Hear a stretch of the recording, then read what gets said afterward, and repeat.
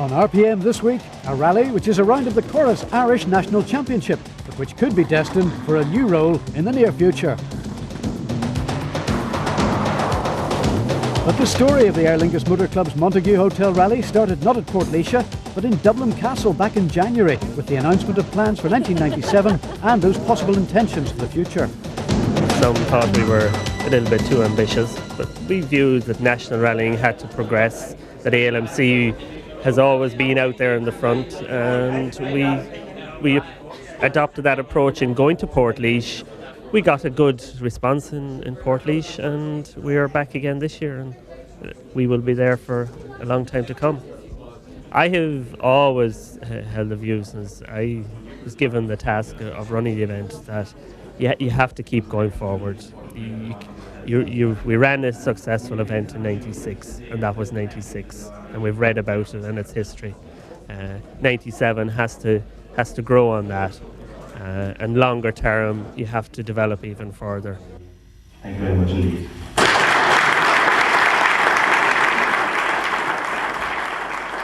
Eight months later, and the rewards of the ambitious team's hard work are evident. The rally has attracted a capacity entry headed by Tarmac Rally winner Bertie Fisher, who appears pensive about the left-hand drive Subaru. We're looking forward to it, and obviously the weather's looking very favourable for everyone. So, but it's my first time, and I suppose close on 30 years rallying that I've been in the left-hand seat with the steering wheel in front of me. So we're looking forward to it. The reigning Tarmac champion is here too. We're doing this rally here at the Montague, and I think it's probably one of the best rounds of the National Championship. And there's a great entry, obviously, and we're going to see we'll try and get a result here as well. The actual stage, there's first stage, the spectator stage, which is tight enough, and the next three stages are all very quick. The opposition will be good as well. Obviously, Bertie is out in a good car as usual, and he'll be very competitive. Michael Barrable and all the rest of the National Championship boys will be there as well. So it's going to be very hard to win the event. It's probably, I think, the entry is as good as any international. It's probably even better than most internationals this year. John Gilleese leads the national series from rivals Michael Barrable and Charlie Donnelly. The championship is very much alive today. This round, the way the championship is at this moment in time, John Gilleese, who would be the favourite at this moment in time, has 3 wins in 2 seconds and a third. I have 3 wins in 2 seconds. Charlie has 2 wins, 2 seconds and a third, and Frank O'Mahony would be there or thereabouts. But it is critical and vital today that I have to finish today, and I have to finish in front of John Gilleese to keep the championship, bring it right down to the wire. While Fisher's co-driver Rory Kennedy checks the starting times, it's time to warn spectators to stand back. It's going to be a fast and furious event. How would Fisher cope with sitting on the wrong side? Even he wasn't sure. It is more familiar surroundings for McHale, the same Toyota in which he has already won in Galway, Killarney and Donegal this year. And it is followed away from the start at the Montague by Paul Harris, the man who had tracked him all the way to the finish in Donegal International in June. Barrable leads the National Championship contenders into action in the Celica GT4.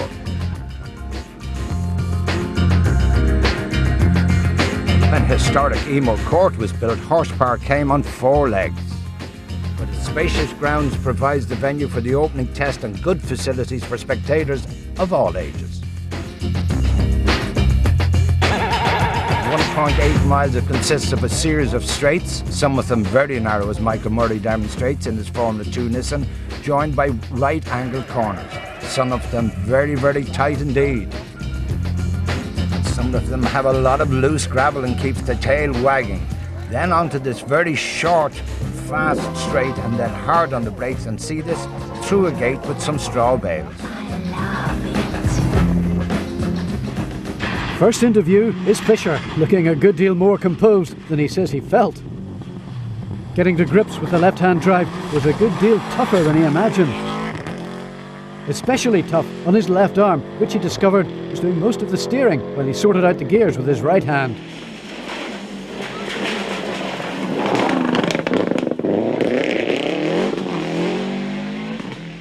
Intent on making it as tough as possible for him is McHale, who rockets straight out of the box and into the lead in an aggressive start.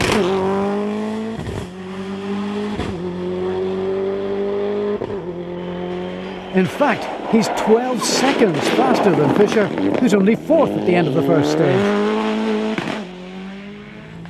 McHale is 10 seconds up on Hugh Martin Doherty, who guides his Subaru round Emo Court and into second place.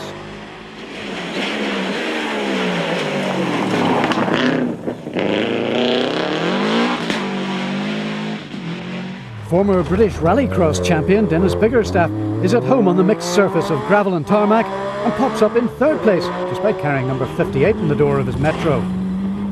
Barrable, meanwhile, has his sights set on the national championship and starts in determined mood. By the end of the first stage, he's 5th overall and first of the national contenders. Paul Harris, who performed so brilliantly on his home Donegal International, is right on Barrable's tail, just 1 second slower, despite admitting to a wee spin.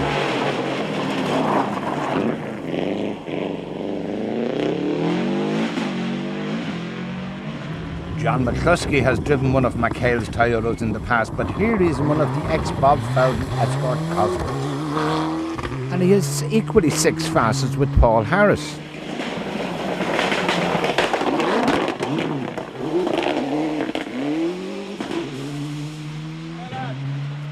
Tom Spence now owns the Subaru in which Bertie Fisher won so many rallies, and he is making a good job of keeping traces the heat and frets on the straight and narrow.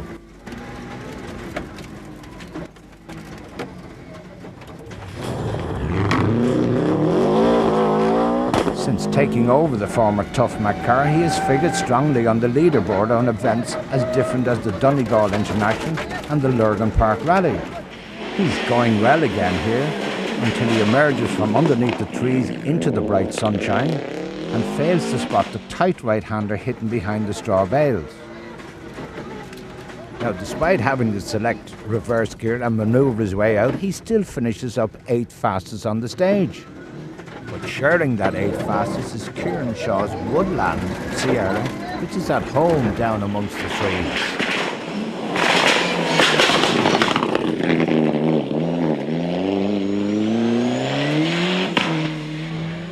Charlie Donnelly finds it all a bit too slippery for his two-wheel drive mantle.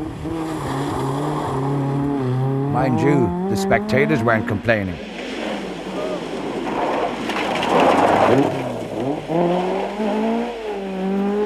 John Gillese is far from happy with his performance on the spectator stage. Already he is 11 seconds behind Barrable and 4 behind the Manta of Donnelly. Frank O'Manley is still on the outside chance of winning the national championship, but he gets caught out at the same spot as Spence and drops valuable seconds. David Armstrong is in fast company here in his two-wheel drive Sierra, but is not in the top 10 so far. Michael Murray's Formula 2 Nissan Sunny puts the power down through the front two wheels. But at this speed, even four-wheel drive would be hard-pressed to get enough grip to stop in time for this corner.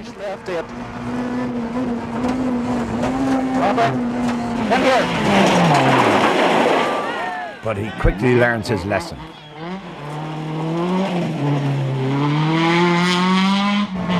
The central garage Nissan negotiates the rest of the stage safely. Stop for us now.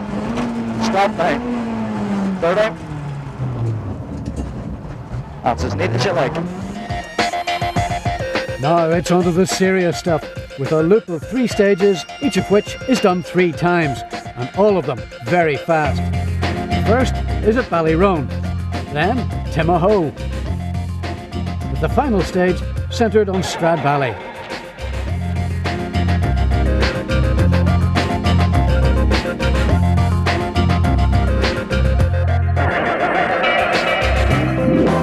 Last year's winner, Stephen Murphy, has come out for a look, and he must have been very impressed by McHale, who really has the Toyota stoked up as he builds up a lead of more than half a minute over the next 2 stages.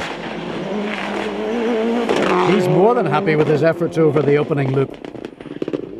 We got a good start, yeah, we're definitely quick out of the trap. On the first stage, I think the nearest car to us was about 10 seconds down in about 1.5 miles, and yeah, we got away in the second stage. Then I think Bertie was second quickest, about 13 or 14 down, so we set the pace definitely, and maybe I've slowed down a little bit now, but still, you know, the rally's only a third over, and there's still 6 stages left to go, and still going to be competitive, like, and I wouldn't underestimate any of the first 5 or 6 cars that's there at the moment. Fisher is up to second place and trying to close the gap. trying very hard indeed. The All-Star Subaru is fitted with a new active differential. Never having used one before, Bertie finds it can do bizarre things when he least expects it, hence his strange approach to that jump. He's beginning to get used to viewing the stages from the left-hand seat. No one had told him just how big a strain on his left arm it was going to be. The speed the Subaru goes through the gears means he's changing gear every 5 seconds. It's another Subaru in third place, even if Hugh Martin Doherty's times aren't quite as good as he thought. Hugh at the first service, third overall. Where did we do all that? We matched McHale on the first stage there. We had the same time as him, and then went out the second stage and we caught Tom Spence on the stage. We lost about 10 seconds, I would say. And then the third stage we got stuck behind Michael Barable. He was blocking the road when we came around. And just in that last stage we had a very good run, clean run through it, and we got 7 seconds ahead of Fisher there. Paul Harris might have made it 3 Subarus in a row, but a faulty sensor sidelines his legacy midway through the second stage. And Barable is also in trouble. His championship ambitions suffer a serious setback on stage 3, as he explains. At the end of the third stage, there was a real fast straight, and there was a 90 right at the end of it, and we just came into it, and after the previous bad jump, we bent a bar on the car, knocked the whole steering out, and on a right-hand bend we came round and the car just got away, and it actually was the full width of the road when it came round, so we blocked the whole lot. So we're just making sure, retracking the back end of the car now just to make sure everything is right. But the tracking is fine, and Barable is able to carry on, but a long way behind Galeese, whose only real challenger now is Donnelly in the Manta. And Charlie is still a man to be reckoned with. That last stage, you seem to pull in a bit of time there. Yeah, well, we did pull in a bit of time, but we had a slight overshoot at the last junction. But other than that, we were going well. We're doing dead on. We're happy. Donnelly is ahead of Galeese, but the championship leader is a lot happier now. Well, at a very poor first stage, I just performed badly on spectator stages, but and we were dropped away down to about 15th or 16th or 17th. But then after the couple of what we would call rail stages, I think I'm up to 4th-ish. 4th-ish? Wow, 6th in fact, John. And he's just ahead of the 7th place Subaru of Franco Mani, which is also climbing the leaderboard after first stage problems, and then a run-in with a bank on stage 2. Ahead of them is Dennis Bickerstaff, who continues to carve his way through the field. Even Joe McGurk can't impede his progress.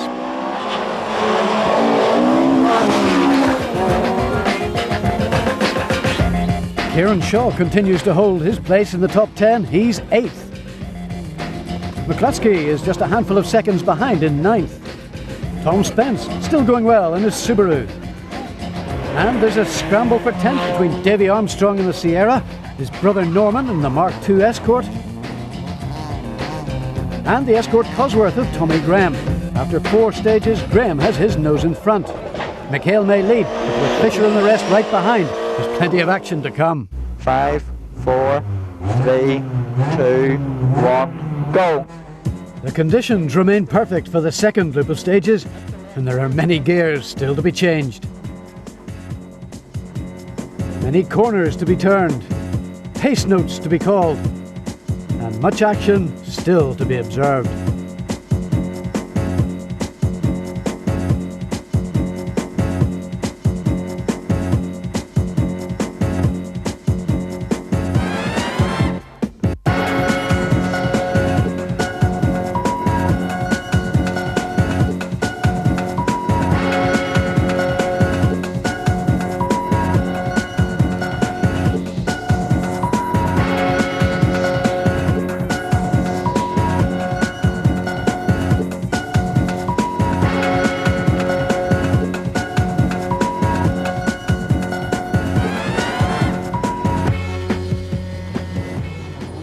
Dennis Bickerstaff, however, is soon to see his storming run come to an end.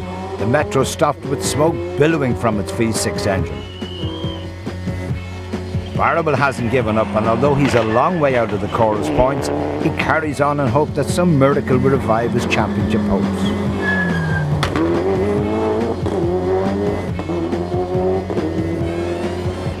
John Galeese has got his act together now, and he has moved up into the top 6. In fact, he's right on the tail of one of his biggest championship challengers, Charlie Donnelly.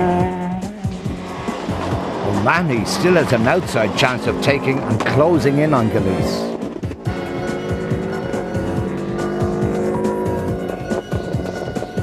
But meanwhile, up front, the top three have pulled away from the chasing pack.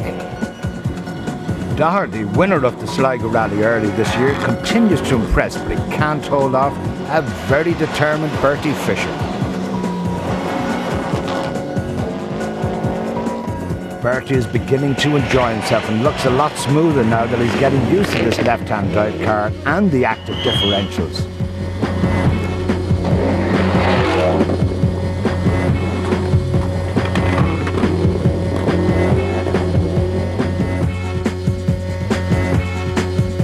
Austin McHale remains in a league of his own.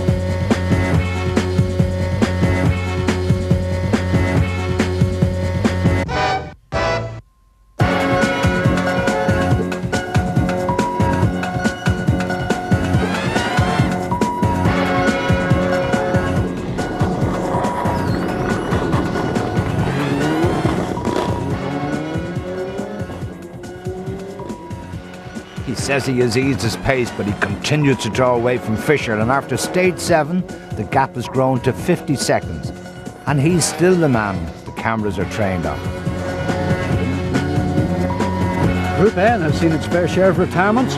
Martin Withers is about to join them, so too will Kieran McAnallen. And Pat Kirk chooses to end his rally right in front of our camera. Exit stage right, one bent Subaru, leaving behind a relieved and rather fortunate cameraman. With the departure of McAnallen and Kirk, Patrick McBride moves his 1600cc Honda Civic up to take third place in Group N. Rory O'Connor slots into second in his Escort Cosworth, but yet again it's McCartan and his Evo Mitsubishi which finish in front.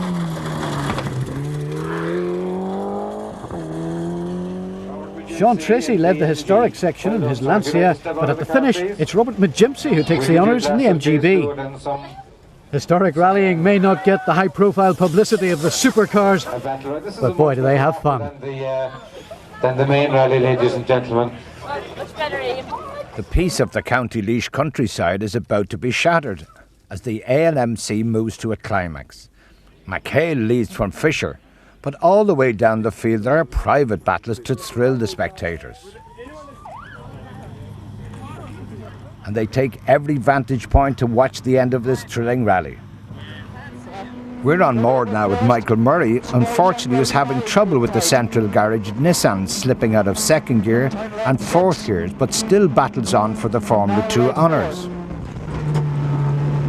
And we can hear Malcolm Thompson calling the notes out to Michael Murray, but it is a hard job when it's jumping out of second gear, having to hold it in top gear in these very tight and narrow stages, and at some places very, very slippy indeed.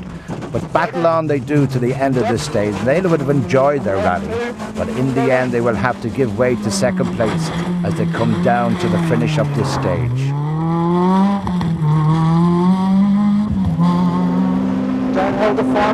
Fast downhill the stage it comes, changing conditions all the way. Some loose gravel, then you can see the odd bit of tuft of grass still there in the middle of the road, and as it tightens towards the end of the stage you'll see your marker board, and they are happy with their run. Unfortunately, they finished just outside the top 10, which is dominated by the big four-wheel drive turbo cars. Thank you very much. Tommy Graham's Escort Cosworth finishes the rally in 10th place, with the Subaru of Tom Spence in 9th.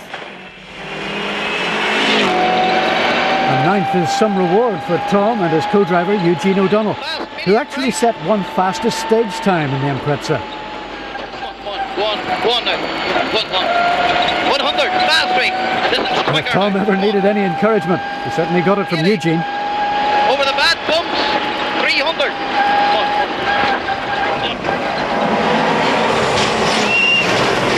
They end up just over a minute behind the hard-driven Sierra of Kieran Shaw. Shaw misses out on 7th by just 2 seconds after one of the best drives of the rally. The man he couldn't quite catch, John McCluskey in the Escort Cosworth. In the battle for the National Championships, Michael Barable made it to the finish, but only in 34th. Today we needed a good result for the championship, and on our stage times we would have had our maximum score today. But unfortunately, through an incident on the second stage where totally my own fault, where I misjudged a corner, I jammed the car between two ditches, and we got a 9-minute penalty. So technically it dropped us from potentially leading our class or leading the championship here today down to 40th, which at the end of the day has ruined our championship. So John Galeese sees one of his rivals fall by the wayside as he finishes 6th. I was pleased with the pace I was going at. I was more on the pace today than in Tipperary, and it was very, very nip and tuck all day. Starting the last loop, Charlie and I were in exactly the same second, and he nipped a few seconds off me, and that just was enough. But we're still in there. And that Charlie, well, that's the flying Charlie Donnelly, who races on to the finish and grabs a superb 5th. And as ever, the Manta is spectacular. We caught Frank napping at the start of the last loop there, and we took 7 out of him. But then he caught on to us and he come back at us again there, so he ended up getting us by 14 seconds. But we bit John, and that was really what we needed to do. So it's all bunching up well. It's going to be it's going to be class now from now to the finish. Top championship points go on the day to Frank O'Mahony. He's in the ex-Kenny McKinstry Subaru.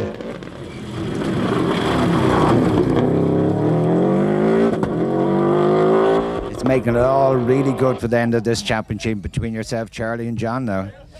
Well, it looks like that, and obviously Michael Barable as well. I think, well, I suppose depending maybe on the next round, but I imagine myself that this championship is probably going to go down to the wire now. Hugh Martin Doherty has to settle for 3rd place in his Impreza.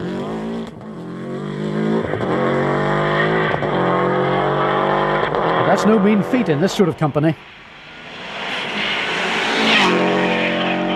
Well, I did run. It was pressure was on for the last 3 runs. We wanted to see how close we can get to Bertie and Austin and times and that. And we were quickest in the last stage by 1 second, so it's not too bad. We came here to see how we would go against them, like, you know, and it turned out good. We're very happy with it. There's no doubting the popularity of the man from Ballina-Mallard. Bertie Fisher is pleased but sore at the end of his first outing in his left-hand drive car. He got faster and faster as the day wore on, and is encouraged to be up near McHale's pace towards the end.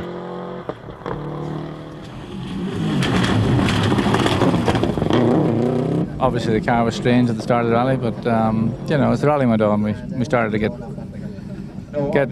near the pace with Austin. And the last few stages there, you know, there was only a second here and a second there. So we're happy now. But McHale completes the job despite a clutch scare.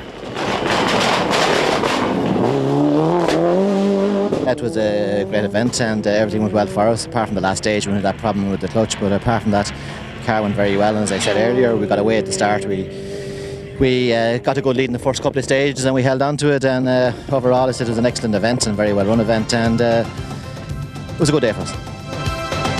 Tarmac champion McHale and co-driver Brian Murphy celebrate another win.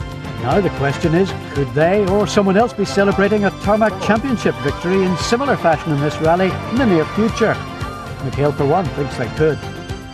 John Galeese and Michael Gibson were soon celebrating too, as they clinched the Chorus National Championship just 2 weeks later.